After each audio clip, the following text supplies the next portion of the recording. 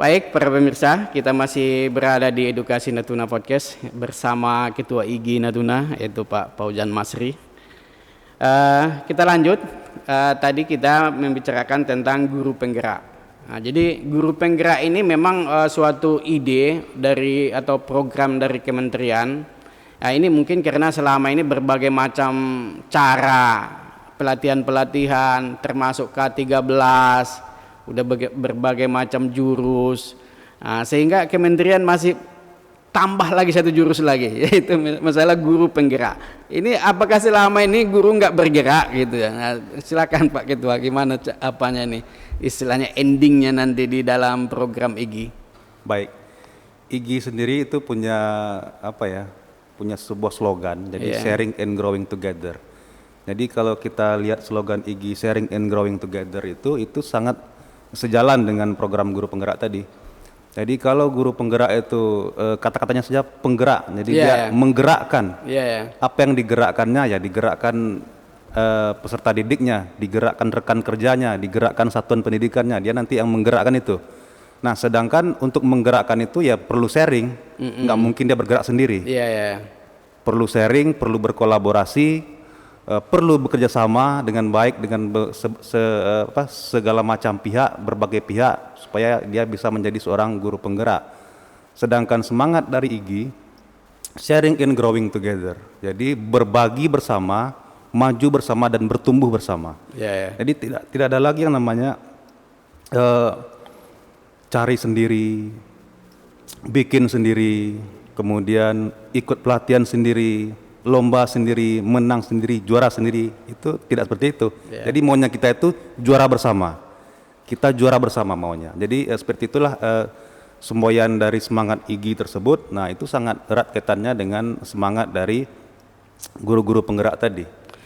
Nah, ini kan ada masalah juga ini. Kadang-kadang kalau kita tanya guru itu kenapa masih pembelajarannya masih seperti ini. Waduh, saya belum pernah pelatihan, saya belum pernah dipanggil, saya belum pernah diklat. Nah, ini bagaimana istilahnya tanggapannya nih. Jadi di zaman globalisasi ini kan memang semuanya sudah serba online gitu. Semuanya itu memang sudah kita yang mau nyari gitu. Tapi ada guru-guru memang mungkin dia menunggu gitu, karena dulunya kan ada panggilan, ditatar atau dilatih dalam satu tempat. Nah, ini bagaimana istilahnya strateginya nih IGI ini? Nah, kalau kita menunggu dipanggil ya kapan mau dipanggil gitu kan?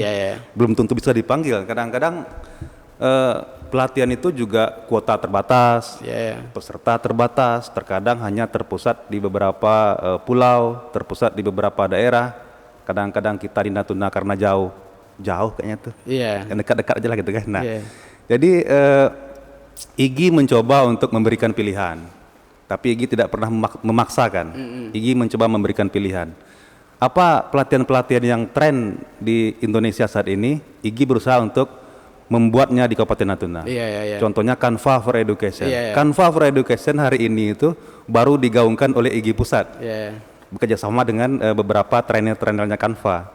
Sedangkan IGI Natuna sudah melakukan pelatihan 23 sampai 25 kemarin. Nah, jadi seperti itu. Jadi yang mengikuti pelatihan itu kalau persentasenya berapa orang kemarin itu yang ikut dari Natuna ini? Nah, jadi pelatihan itu kami sangat mengutamakan dari Natuna dulu. Jadi informasi tentang pelatihan itu kami share di grup-grupnya yang Natuna. Pokoknya yang ada Natunanya kami share di sana. Tapi tidak menutup kemungkinan ketika informasi itu menyebar. Karena sekarang itu zamannya serba canggih. Sehingga hitungan ada detik menyebar dia. Yang dari Papua juga. Dari Papua juga ada. Nah, dari Sabang sampai Merauke itu kadang-kadang ada yang ikut. Tapi tidak masalah. Kalau kita melihat orang-orang Papua saja ingin ikut, kenapa kita tidak ingin ikut? Gitu. Itu. Nah, dia katanya kan kadang-kadang, aduh susah nih zaman sekarang kita nak ngikut pelatihan-pelatihan online, pulsa apa, terbatas, enggak ada, jaringan enggak ada. Nah, itu bagaimana memotivasi guru yang seperti itu? Nah, jadi kemajuan Pak Asmar Ya, itu tanpa perubahan tuh nggak akan mungkin. Tidak ada kemajuan tanpa perubahan. Jadi kita harus berubah. berarti perubahan mindset gitu. Harus berubah, Ya. harus berubah. Nah, tidak hanya itu, mungkin ada orang yang berpendapat seperti ini. Untuk apa pelatihan? Ya. Nggak ada gunanya pelatihan. Gajinya kok sama juga Gajinya yang kok dilatih sama dengan juga. yang tidak dilatih Nah, gitu ya. Sekarang kuncinya adalah kita ingin berubah apa tidak gitu kan? Ya. Nah, apakah kita hanya akan terkukung di zona nyaman kita? Ya. Apakah tidak ingin untuk berkreatif dan berkreativitas gitu, berinovasi? Ya. Karena guru-guru zaman sekarang itu kan ada lagi yang mengatakan kalau guru tidak membuat buku itu nanti akan hilang di telan sejarah gitu kan. Wah.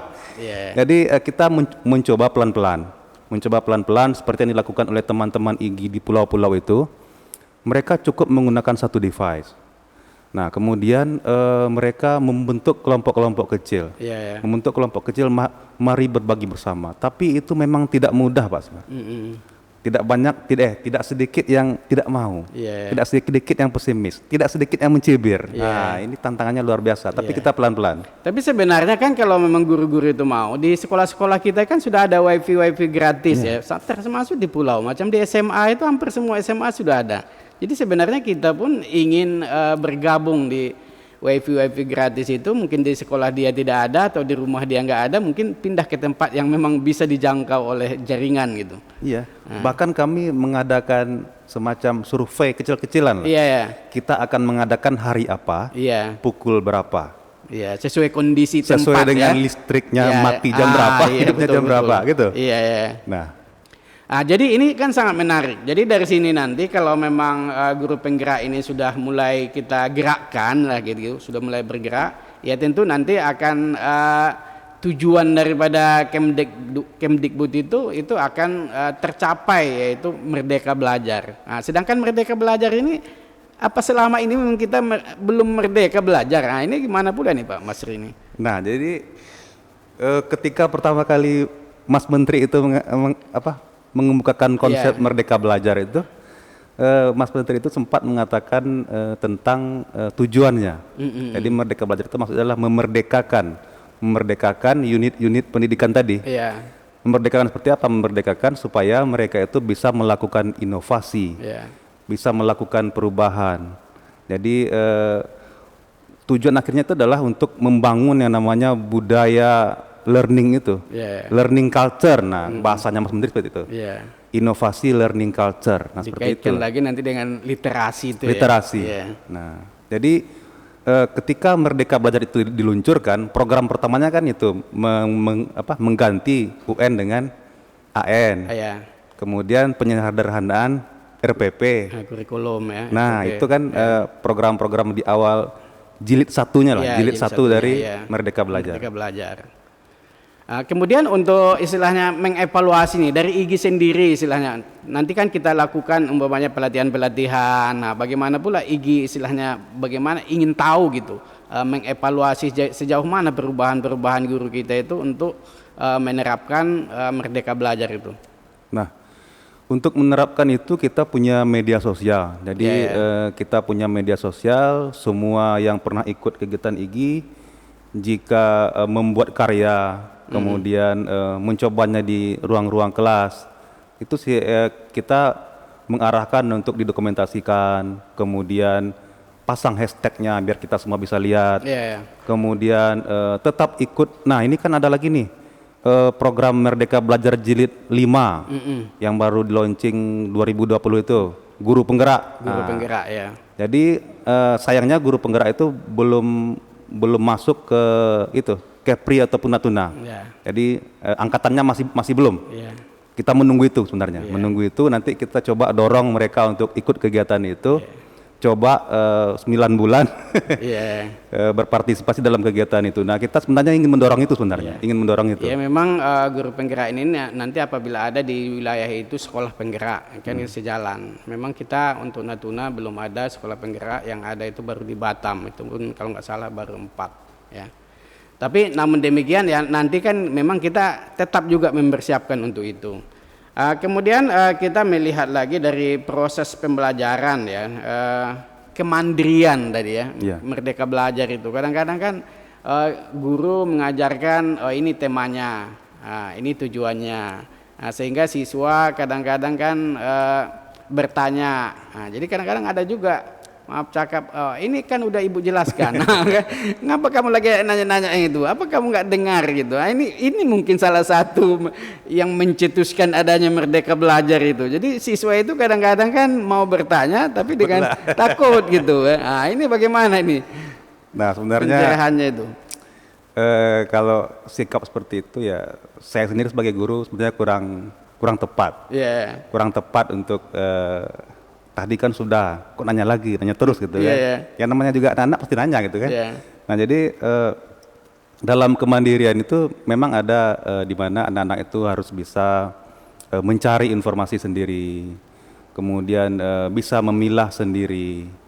Kemudian ada lagi yang namanya harus kreatif, tidak mudah terprovokatif.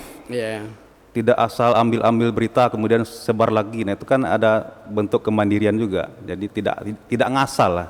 Nah jadi seharusnya hal-hal seperti itu yang bisa kita dorong kepada mereka. Saya kemarin juga sempat bikin beberapa proyek dengan anak-anak. Saat ini masih dalam proses berjalan. Jadi yaitu menulis. Sederhana sekali menulis. Jadi saya lihat di kompetensinya itu cukup berat. Anak-anak harus menganalisis sebuah gerakan masyarakat berbasis kearifan lokal dan pemberdayaan masyarakat. Dia mau kemana coba? Jadi karena materinya itu tentang kearifan lokal, saya arahkan untuk membuat artikel tentang kearifan lokal. Bagaimana kayanya budaya Natuna dengan kearifan lokal. Ide-ide kreatif zaman-zaman nenek moyang kita dahulu yang masih bisa kita pertahankan, kita gunakan gitu. Iya memang seperti itu kan menarik Pak. Tapi kadang-kadang kan guru ini bilang, oh ini banyak makan waktu. Bagaimana kami waktunya hanya 2 jam, hanya 3 jam gitu ya. Jadi ini kadang-kadang yang sering terjadi. Ya sehingga siswa itu dipaksakan untuk mengaminkan apa yang diapakan. Saya berikan kebebasan. Berikan kebebasan. Ambil judul yang kira-kira kalian mampu. Dan mau nggak mampu percuma juga. Tapi kalian mampu. Cari artikelnya, cari narasumbernya. Kalau misalnya memang bisa jumpa dengan orangnya, cari orangnya, jumpai orangnya, tanyakan. Nah, seperti itu. Oke, kita stop dulu. Kita lanjut lagi setelah yang satu ini.